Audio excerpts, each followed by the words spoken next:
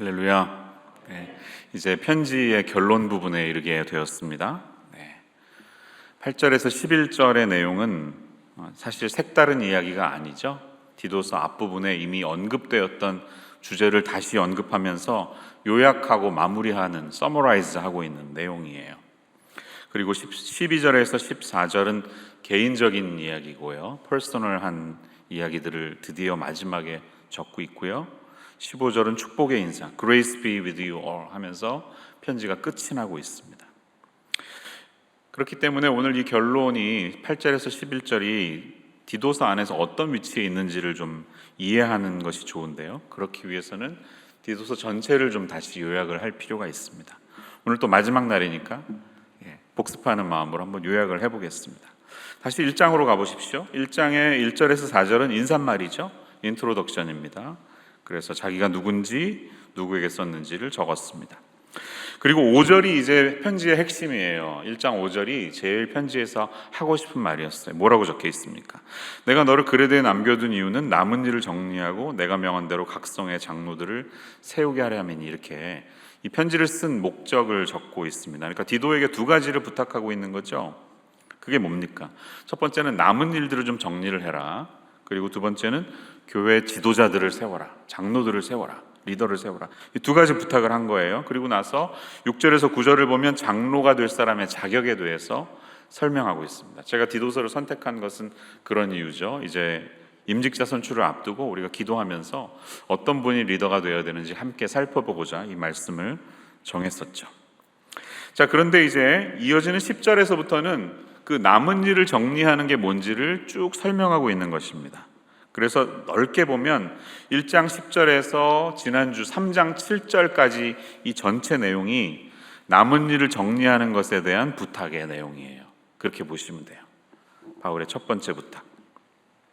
즉, 남은 일을 크게 보면 두 가지입니다. 첫 번째는 이 잘못된, 그릇된 가르침을 전하고 있는 사람들이 있는데 그 사람들을 꾸짖어라, 책망하라, 이렇게 부탁하고 있고요. 그게 첫 번째 일이고, 두 번째는 바른 교훈으로 권면해서 선한 일을 행하는 성도들로 이 사람들을 좀 양육시켜라 하는 내용이에요. 그러니까 이 남은 일의 첫 번째 부분은 10절에서 16절, 1장 10절에서 16절이라고 볼 수 있고, 두 번째 부분, 그러니까 선한 일들을 행하는 성도들이 되고자 교육시키는 내용이 바로 이어지는 2장 1절에서 3장 7절까지의 내용이다. 이렇게 하면 좀 분석이 되시죠? 간단합니다. 그렇게 보면 큰 부탁 두 가지를 앞부분, 뒷부분에 나눠서 하고 있습니다. 그런데 이제 우리는 오늘 이 2장과 3장에 있는 내용들을 조금 더 자세히 보면서 편지를 마무리하려고 하는데요, 그 내용을 다시 둘로 또 쪼개면 자꾸 쪼개죠 제가. 2장의 내용은 공동체 안에 있는 지체들을 향한, 그러니까 교회 안에서 성도들이 어떻게 바른 교훈을 살아야 될지, 그리고 바깥에 이후에 이제 15절에서 3장 7절까지의 내용은 교회 밖에 있는 사람들, 그렇죠? 믿지 않으시는 분들, 그런 분들을 향해서 크리스찬들이 그런 분들 앞에서 어떤 삶을 살아야 될지를 안과 밖에 대해서 권면하는 내용입니다. 자, 지난주에는 여기까지 우리가 다뤘던 것이에요. 자, 크리스찬이면 크리스찬답게 살아야 된다. 교회에서는 어떻게 살고 교회 밖에서는 어떤 존재가 돼야 된다. 다 알고 계시죠? 맨날 그 얘기 들으시잖아요. 설교 들으시면. 소금과 빛으로 살아야 된다. 그런데 조금 이제 상황을 스페시픽하게 가보겠습니다. 바울은 디도에게 그레데 섬에서 사역할 때 어떻게 해야 되는지를 그 정황 속에서 설명했다면, 우리는 이 말씀을 이제 마무리하면서 산호세에서 우리가 어떻게 살아야 될지, 크리스찬으로서 좀 이렇게 스스로에게 적용하면서 오늘 말씀을 마무리했으면 좋겠어요. 자, 이 모든 바울의 권면, 크리스찬으로서 어떻게 살아야 된다는 주된 동기, 이건 복음이라고 말씀하고 있죠. 지난주에 제가 말씀드렸죠. 우리를 구원하시되 우리가 행한 바 의로운 행위로 말미암지 않고 그의 긍휼하심을 따라 중생의 씻음과 성령의 새롭게 하심으로 하는 복음 때문에 우리가 그렇게 살아야 합니다. 그런 강조를 하면서 도대체 그것이 뭐냐, 어떻게 사는 것이냐, 그 요약을 한다면, 한마디로 요약을 한다면 제일 핵심되는 구절은 2장 14절이라고 생각합니다.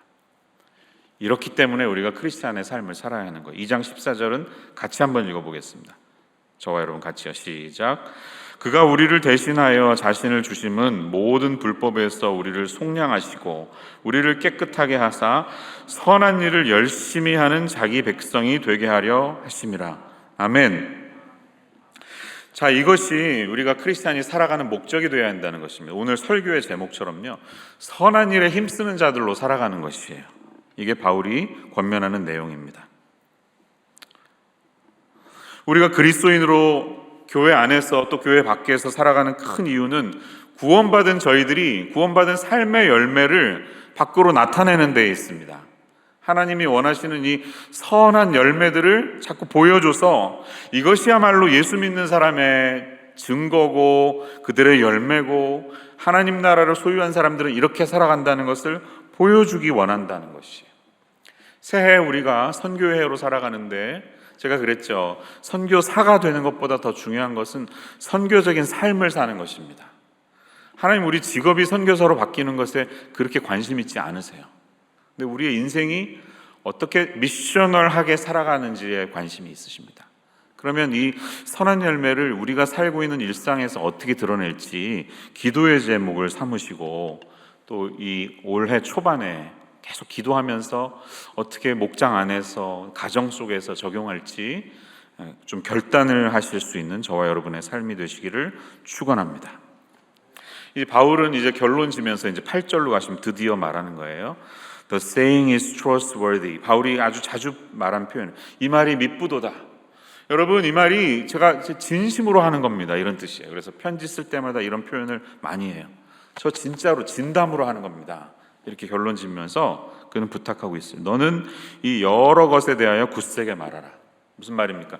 지금까지 설명했던 이 두 가지의 명령을 어떻게 실행해야 되는지, 장로들을 어떻게 세울지, 크리스찬들이 교회 안과 밖에서 어떻게 살아갈지에 대해서 지금 인스트럭션을 하지 않았습니까? 이것에 대해서 이제 흐트러짐 없이 굳세게 말하라는 것입니다. 담대하게, 지속적으로 확신을 가지고 선포하라는 거예요. 왜 그랬을까요? 그렇게 하지 않으면 꺾여버릴 수 있을 정도로 그레데라는 이 섬은 굉장히 복음 사역하기 힘든 동네였다는 것이에요. 제가 여러 번 배경을 말씀드렸잖아요. 이 지중해 한가운데 있는데 에게해와 이 이스라엘 쪽 이렇게 아프리카 위, 크게 보면 아시아와 유럽과 아프리카가 만나는 그 가운데 있는 섬이기 때문에 무역도 많았고 옛부터 오래전부터 사람들이 살았던 섬인데 좀 사람들이 거칠어요. 터프해. 쉽지 않은 동네였다는 거예요. 아니 오죽하면 바울이 1장 12절에서 그러지 않았습니까? 어떤 선지자를 인용하면서 그레데 사람들은 항상 거짓말쟁이며 악한 짐승이며 배만 위하는 게으름뱅이다. 인용하면서 뭐라 그래요? 이 말이 참되도다. 아유 나도 동의한다. 그 동네 사람들 안 좋아. 이 얘기하는 거죠. 힘든 동네야. 그 말하는 거예요. 제가 아는 목사님이 영등포에 있는 어떤 교회를 다니셨는데 영등포 교회인가 뭐 방지일 목사님 아십니까 혹시? 105세인가 110세까지 사시고 돌아가신 굉장히 하여튼 한국 교회사에 나오는 분인데 그 교회는 영등포 시장에 있었던 상인들을 중심해서 시작이 됐대요. 근데 이제 자기가 어릴 때 그 교회 다녔는데 영등포 시장 옆에 조그만 골목이 있는데 골목마다 어떻게 보면 학고방 같은 집에 아이들이 너댓씩 살았다는 거예요. 그 아이들이 그러니까 주일학교가 얼마나 잘 됐겠어요. 그냥 미어 터지죠 아이들이. 주일학교 사역이 너무 잘 됐고 아이들이 그렇게 많았는데 가정에서 참 힘든 아이들이 많았다는 거죠. 부모님들이 장사하시다 보면 여러분 장사판이 그렇지 않습니까? 이 감정이 막 매일매일 전쟁이잖아요. 그러니까 막 거친 언어와 그런 막 성격에서 자란 아이들과 함께 자기가 주일학교를 살았다 이런 얘기들을 하시더라고요. 아, 그 목회가 얼마나 힘들었을까. 그 상인들 대상으로 그런 생각 해봤습니다. 산호세는 좀 점잖죠. 네. 그런 컬처랑은 완전히 다르죠. 그래도 나름 여기도 좀 쉽지 않습니다. 네. 또 다른 어려움이 있습니다. 근데 바울은 지금 이 연민의 감정이 있는 거예요. 그래서 디도를 향해서 격려하는 거잖아요. 야, 나도 알아. 거기 그 사람들 힘들어. 게으름뱅이고 막 말도 거칠고 나도 잘 알아. 근데 좀 힘내라 하면서 선배로서 사실 자기가 디도를 거기 보냈던 거였는데 자기가 두고 떠나온 후배가 사역하는 곳을 생각하면서 이 안쓰러운 마음으로 마지막 결론을 마무리하고 있는 것이죠.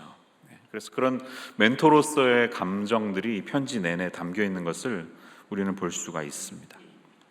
자, 그레데는 쉽지 않은 곳이었다는 것이죠. 목회하기에. 산호세는 어떤 곳인가요? 목회하기 쉬운 곳은 이 세상에 없습니다.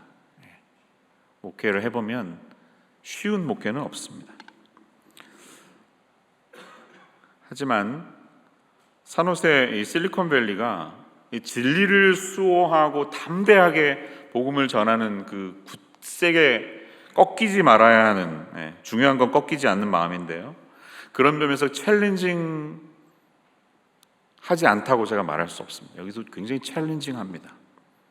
왜 그럴까요?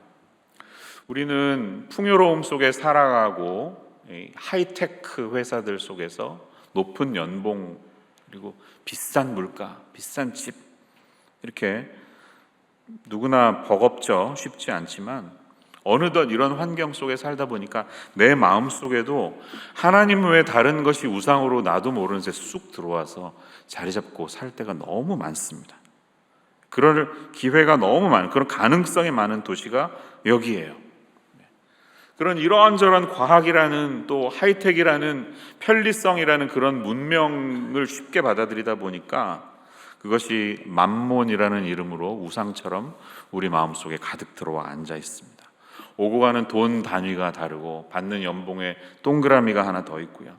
세계를 막 이끌고 있는 굴지의 기업들이 가득 차 있는 이곳에서, 그렇다면 우리는 그런 기업들이 주지 못하는 하나님의 공동체, 교회만, 세상이 주지 못하는 교회가 갖고 있는 그것이 무엇인가? 이것이 한마디로는 복음인데요, 이 복음을 가지고 살아가는 공동체가 어떻게 형성되어 있고 이 복음 안에 있는 공동체가 이 세상 속에서 어떻게 드러나는지를 드러내야 하잖아요. 보여줘야 되잖아요. 근데 참 쉽지 않죠. 그런 사명을 가지고 우리가 여기서 살아가고 있습니다. 쉽지 않습니다. 성도님들의 삶을 보니까 참 대단하신 것 같아요. 그냥 바쁘게 돌아가는 직장 일도 감당하면서 나름 신앙생활 열심히 하시려고 하는 분들의 모습을 볼 때 감사한 마음이 있습니다. 우리가 근데 세상 밖에서 어떻게 살아야 할까요? 이 그레데 섬에서 사역하는 디도에게는 성도들이 어떻게 살아야 한다고 강조했습니까? 디도서를 유심히 살펴보셨다면 이 짧은 편지에 선하다는 말이 자주 등장했다는 것을 이미 눈치채셨을 것입니다. 같이 한번 살펴볼까요? 1장 8절 보시면, 오직 나그네를 대접하며 선행을 좋아하며 신중하며 의로우며 거룩하며 절제하며, 이렇게 써 있고요. 그 다음에 16절 가보십시오. 1장 16절, 그들이 하나님을 시인하나 행위로는 부인하니 하면서 뒤에 보면 모든 선한 일을 버리는 자니라, 이렇게 말을 하고 있습니다. 여기서 선함은 good 아니면 kind 이렇게 번역이 되고 있는데요, 계속 반복해서 등장합니다. 2장 3절, 늙은 여자로는 쭉 가다가 후에 선한 것을 가르치는 자들이 되고 라고 부탁합니다. 2장 5절, 신중하고 순전하며 집안일을 하며 선하며, 젊은 여자들이 선하게 살아갈 수 있도록 부탁합니다. 7절, 범사에 내 자신이 선한 일에 본을 보이며 교훈에 부패하지 아니함과, 이 말을 또 하고 있습니다. 2장 10절 뒤에 보시면 모든 참된 신실성을 나타내게 하라, 이렇게 적혀 있는데요, showing all good faith, good faith, 그러니까 여기도 선함이라는 말이 담겨 있어요. 2장 14절, 선한 일을 열심히 하는 자기 백성이 되게 하려 함이라, 계속해서 나오죠. 그리고 3장으로 가보십시오. 3장 1절, 모든 선한 일 행하기를 준비하게 하며 부탁합니다. 3장 8절, 선한 일을 힘쓰게 하려 함이라 말하고 있습니다. 마지막 3장 14절, 좋은 일에 힘쓰기를 배우게 하라, 이것도 선한 일이에요. 자, 그러니까 이제 좀 그림이 들어오시죠. 그레데 섬의 상황은 전혀 그렇지 않았다는 것입니다. 그들은 난폭했고요, 악했고, 근본이 게을렀고, 거칠고, 분노를 자주 하고, 술도 자주 마시던 그런 사람들이었죠. 그래서 막 술 취한 채로 예배드리는 디오니수스 예배가 유행이었다는 것이죠. 크리스찬들도 그렇게 막 하려고 했다는 것입니다. 그렇게 막 교회 밖을 나서면 감정과 막 거친 언어와 폭력이 돌고 있는 그런 세상 속에서 여러분들은 다르게 사셔야 합니다. 착하고 선한 일들로 이 공동체, 그리스도의 공동체에 있는 자들은 완전히 다른 세계에 있다는 것을 나타내십시오라는 바울의 감정을 우리는 여기서 보고 있는 것입니다. 자, 우리의 삶으로 좀 가지고 가보세요. 실리콘밸리에서 선함은, 착함은 어떤 방식으로 드러나야 할까요? 우리가 이 기업이 움직이고 세상의 약육강식의 원리가 움직이는 세상 속에서 어떻게 우리의 삶의 방식, 라이프 스타일은 다르게 펼쳐져야 할까요? 또 교회 안에서 그것은 어떻게 실현돼야 할까요? 그것들을 고민하면서 나아갈 수 있는 이 저녁이 되시기를 바랍니다. 우리 교회는 참 좋은 면들이 많이 있습니다. 어린이서부터 어르신까지 교회 예배당에 이렇게 돌아다니는 모습을 보면 너무 다 자유로워요. 기뻐요. 아이들부터 할머니, 할아버지들까지 서로를 좀 이렇게 리스펙트하면서 다 끌어안는 모습이 있는 것 같아요. 지나치게 막 유교적인 교회에 가보면 어르신들만 막 이렇게 막 인정받고 애들은 가라 막 이런 추세가 있잖아요. 나이 때문에 너무 밀리는. 그것도 아니고 다 모두가 모두를 인정하면서 존중받는 이런 것들이 있어요. 아마 이것도 이제 오랫동안 목회하신 손 목사님께서 목회 철학 속에 담아내시는 것이 아니었을까 그런 생각을 해봅니다. 손 목사님 항상 어린 아이들한테도 존댓말을 쓰셨더라고요. 눈여겨서 봤더니 그렇습니다. 그런 어떤 가치들이 이제 공동체에 스며드는 것이죠. 우리 각자의 가정 속에서, 목장에서, 교회에서 이 하나님이 원하시는 선한 일이 무엇일지를 좀 적용할 수 있도록 제가 오늘 기도하다가 하나님 주신 깨달음을 받아서 적용할 수 있도록 도와달라고 고백할 수 있는 저와 여러분의 삶이 되시기를 바랍니다. 자, 이제 바울은 마무리하면서 또 한 가지 더 부탁을 합니다. 피하라는 거예요. 이런 것들은 멀리 하라는 거예요. 그게 뭐예요? 9절 말씀. 어리석은 변론과 족보 이야기와 분쟁과 율법에 대한 다툼은 피하라. 이것은 무익한 것이요 헛된 것이니라 이렇게 말하고 있습니다. 이런 것들은 다시 1장 14절에 이야기했던 게 반복되고 있죠. 재반복입니다. 어리석은 변론은 무엇을 의미할까요? 우리가 왜 이런 이야기에서 피해야 할까요? 간단히 말씀드리면 아무리 이야기해도 결론이 없는 건 얘기하지 말라는 거예요. 핵심이 없는 것 가지고 시간 끈다고 뭐 목장 같은 데서 쓸데없이 이렇게 시간 뺏지 말라는 것입니다. 예를 들어 볼까요? 이 머리만 커지면요, 그리고 섬김이 줄어들면 이제 쓸데없는 논쟁이 늘어납니다. 중세 시대 교회가 막 이제 번성을 하지 않았습니까? 중세 미들 에이지 때 수도원이 많아졌는데 수도원에 풀타임 수사들이 거기 들어가 있잖아요. 그러니까 시간이 많은 거예요. 물론 노동도 했지만 대부분의 시간을 기도와 묵상으로 보냈는데 그러다 보니까 신학이 발달하면서 막 이렇게 쓸데없는 논쟁이 유행을 했다는 거예요. 두 가지만 예를 들면 중세시대에서 유명했던 논쟁 중에 하나가 천사들에게는 배꼽이 과연 있을까 없을까? 배꼽이 있을까 없을까? 이거 가지고도 아주 신학자들이 토론을 벌였다는 거예요. 또 하나, 이 바늘 끝에는 천사가 몇 명이나 앉을 수 있을까? 이 영적인 천사의 존재는 과연 사이즈로 치면 어떤가? 뭐 이런 거 가지고 수도사들이 열띠게 논쟁을 벌였다는 거예요. 정말 쓸데없는 논쟁 아닙니까? 하나님 나라에 아무 도움 안 되는 논쟁 아닙니까? 우리가 이제 이런저런 모임에서 논쟁을 하면서 물어야 할 거예요. 쭉 듣다가 이 논쟁이, 이 토론이 과연 잃어버린 영혼을 구원하고 또 그 사람을 하나님의 사람으로 성숙시키는, 양육시키는데 무슨 도움이 되는데, 이 질문을 해보세요. 이 토론이 잃어버린 영혼을 구원하고 그를 성숙시키는데 얼마나 도움이 되는가라고 물으면 우리는 어느 정도 논쟁에서 쉽게 정리할 수가 있다고 생각합니다. 새해 한번 적용해 보세요. 족보 이야기라는 것은 구약의 족보들에 대한 신화가 많았어요. 전승들이 있어서 사람들의 이름, 이제 성경에 없는 이야기들을 막 신화를 만들어낸 건데, 여러분 중요한 것은 성경이 말하는 데까지만 얘기하십시오. 성경이 침묵하는 건 그냥 넘어가세요. 물론 상상력이 발동해서 이런저런 질문을 할 수도 있는데 그러다 보면 이제 천사에게 배꼽이 있나 없나 이런 고민을 하게 됩니다. 필요 없다는 겁니다. 쓸데없는 논쟁이라는 것입니다. 그리고 그런 논쟁들은 반드시 말싸움으로 이어집니다. 분쟁을 피하라. 말싸움이 돼요. 그러니까 거기까지 갈 필요가 없어요. 마지막으로 율법에 대한 다툼을 피하라고 합니다. 그 주변에는 유대인 출신의 그리스도인들이 많았죠. 그러니까 예수님을 믿었지만 여전히 그래도 율법을 지켜야지 라고 생각하는 사람이 너무 많았기 때문에 끝이 없었어요. 바울은 그런 사람들 틈 속에서 자신의 신학을 정립해 가느라고 고생을 많이 했는데요, 디도에게 부탁합니다. 여기 너무 에너지 쏟지 마. 그냥 avoid, 무익한 것은 피해라, 이렇게 말합니다. 그러니까 여러분, 논쟁을 위한 논쟁은 가능하면 하지 마십시오. 피하는 것이 좋습니다.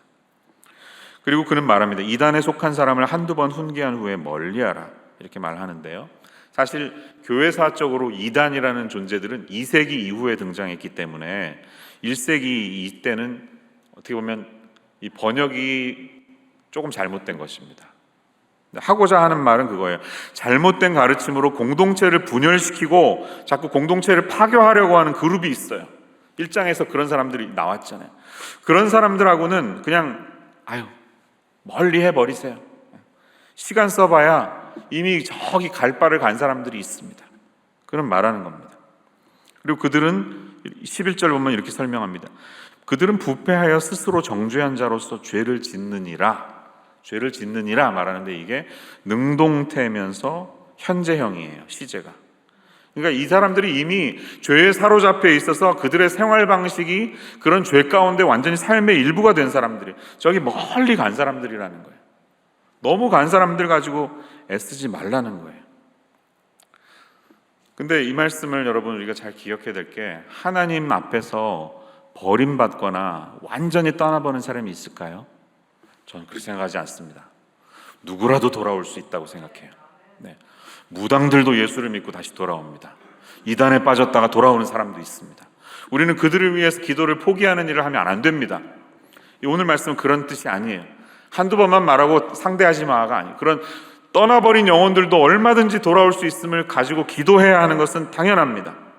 그런데 지금 바울의 마음은 디도를 향한 연민이 있는 거예요. 너무 안쓰러운 거예요. 그가 그냥 얼마나 사역했는지 모르겠어요. 적어도 1, 2년은 했겠죠. 단기 사역자로서. 근데 그 힘든 목회를 한 것을 너무 아니까 디도를 향한 안쓰러움이 있다 보니까, 얼마나 진이 빠졌을까, 얼마나 번아웃 됐을까 하니까, 쓸데없는데 시간 쏟지 마. 그런 마음이 너무 많아서 이렇게 이야기하는 거예요. 그 후배를 향한 이 선배의 안타까움이 여기 담겨 있습니다. 그래서 개인적인 부탁을 보면 그는 이렇게 이야기하고 있어요. 결론은 뭐예요? 12절 보면 빨리 니고볼리로 와라. 니고볼리로 와. 내가 거기에서 겨울을 보낼 건데, 겨울에는 바다가 춥고 얼기 때문에 이동을 못하지 않습니까? 그래서 겨울 내내 머물 곳이 필요합니다. 근데 내가 니고볼리에 있는데 너를 빨리 부르기 원해. 이런 뜻이에요. 왜 그랬을까요? 디도가 지쳐 있는 거예요. 할 만큼 했어요. 그런 뜻이에요. 자, 그래서 그 한 사람을 케어하기 위한 이 바울의 열정과 그 따뜻한 마음이 여기 담겨 있습니다. 그러면서 이렇게 말하는 거예요. 이제 너 대신에 내가 아데마나 두기고를 보낼 거야. 순회 사역자들이 돌아가면서 하지 않습니까? 이제 당신은 철수하고 새로운 사람 보낼 거야. 이렇게 말을 하는 거예요. 뉘앙스는 빨리 나와 함께 겨울을 보내자는 마음이 있는 것이죠. 자, 이 아데마나 두기고는 누구일까요? 이 두 사람은, 아데마에 대한 것은 성경에서 전혀 찾아볼 수가 없습니다. 미지의 인물입니다. 그런데 전승에 의하면 그는 70명의 제자 중에 한 사람이었다고 하고, 나중에 루스드라라는 곳에 감독이 되었다고 누군가 말합니다. 대신에 두기고는 성경에 5번 등장하고 있습니다. 우리가 여러 번 봤어요. 그는 에베소 사람이었을 가능성이 많고요, 바울의 선교 여행에 동참했던 적이 있습니다. 사도행전 20장 4절에 보면 그 사람의 이름이 등장합니다.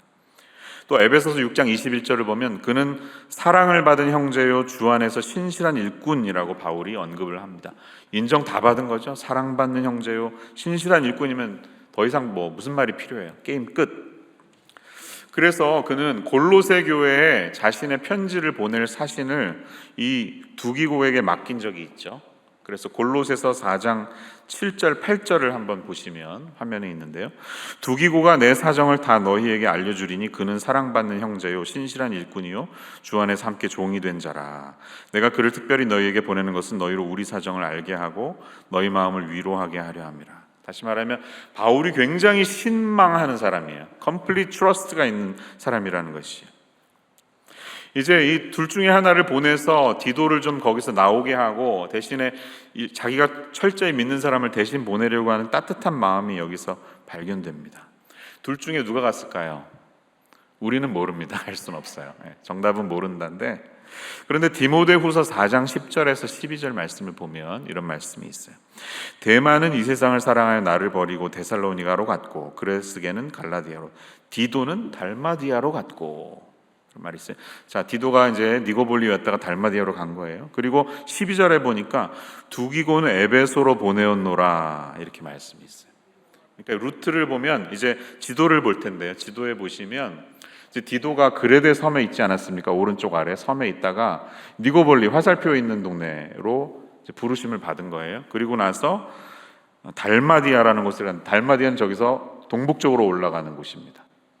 그러니까 루트상으로 이제 이 편지를 받고 철수해서 디고볼리에서 겨울을 난 다음에 위로 올라갔을 가능성이 있어요.